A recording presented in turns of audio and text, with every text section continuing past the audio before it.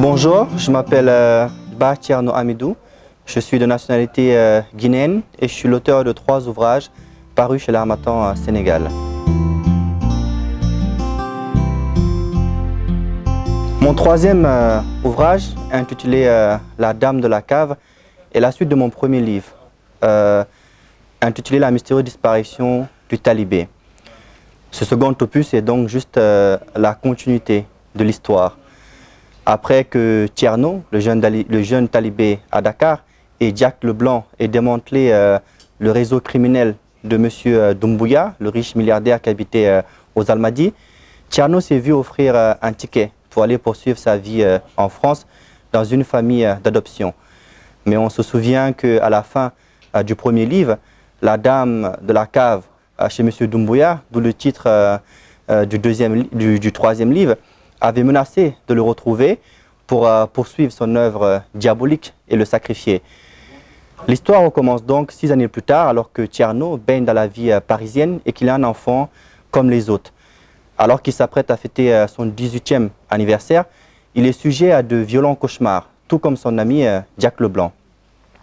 Alors que les deux peinent à comprendre et à expliquer ce phénomène, il y a une mystérieuse dame qui est extrêmement riche, qui est appelée Madame Verdecomte, qui contacte Jack et qui lui demande d'enquêter sur la mort intrigante de son fils.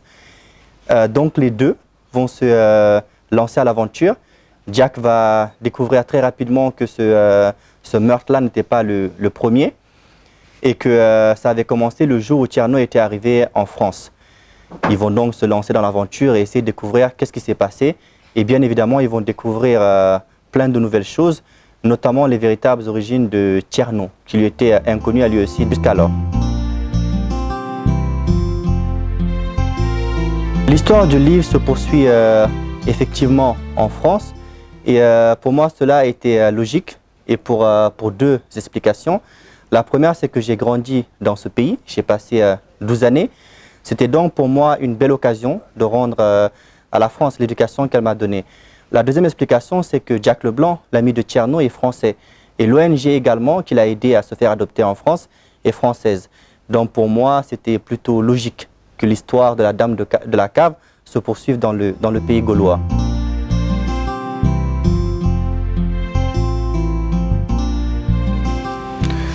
Les 2 premières thématiques qui étaient abordées dans le premier livre, c'était la mendicité de l'enfant, cette forme d'esclavage qui était utilisée, également la disparition, le kidnapping des enfants qui était d'actualité à ce moment-là. Mais c'est vrai que dans le 2e ouvrage, j'ai une autre vision. Effectivement, on retrouve toujours la lutte du bien contre le mal. Mais cette fois-ci, mon idée, c'était de créer un personnage qui va pouvoir impacter la jeunesse. À l'idée un peu des bandes dessinées qu'on retrouve à l'étranger, en Occident, les Marvel, etc. On sait que Thierno va découvrir qu'il a une force mystique au fond de lui et qu'il a des pouvoirs. Donc je veux qu'il soit un modèle d'inspiration et qu'il grandisse avec la jeunesse à venir. Juste pour parler rapidement d'une anecdote, moi je donne ici des cours de lecture dans un centre d'activité et je me rappelle qu'un jour j'avais posé la question aux enfants, est-ce que les talibés étaient méchants? C'était à la base, c'était juste pour observer leur réponse. Alors tous, sans exception, m'ont répondu oui. Alors j'étais assez étonné et ça m'a même fait un peu mal. Alors je leur ai demandé pourquoi ils sont méchants. Ils ont répondu parce qu'ils nous embêtent quand on est dehors, quand on est avec nos parents, ils demandent de l'argent, ils nous font des grimaces. C'était assez ironique. Alors je leur ai dit, comment vous reconnaissez les talibés? Alors là, j'ai eu droit à plus de réponses. Il y en a qui m'ont dit parce qu'ils ont des habits sales, il y en a qui m'ont dit parce qu'ils n'ont pas de chaussures, il y en a qui m'ont dit parce que leurs habits sont troués, il y en a qui ont dit parce qu'ils sentent mauvais, il y en a qui ont dit parce qu'ils font guirialla, guirialla, guirialla.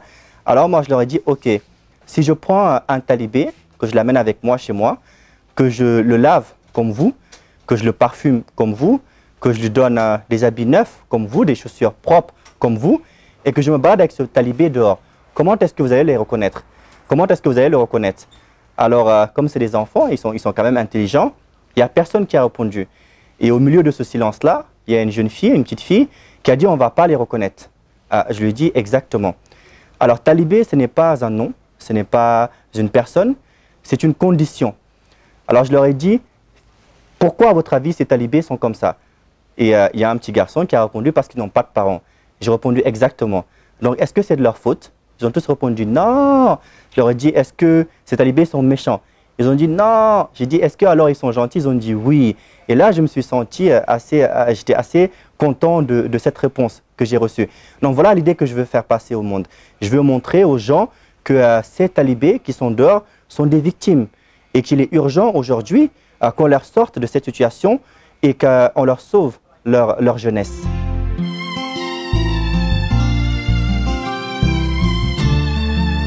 Un dernier mot, oui, je remercie fortement tous ceux qui se procurent mes ouvrages, les lisent et les partagent bien évidemment avec leur entourage. Et j'encourage fortement tout un chacun, que ce soit la jeunesse, que ce soit les adultes, les parents, que ce soit le troisième âge, à se réconcilier, à s'adonner à la lecture. Pourquoi? Parce que l'histoire est dans les livres, notre passé est dans les livres, le présent que nous vivons aujourd'hui est dans les livres et l'avenir auquel nous aspirons, cet avenir d'émergence, est également dans les livres.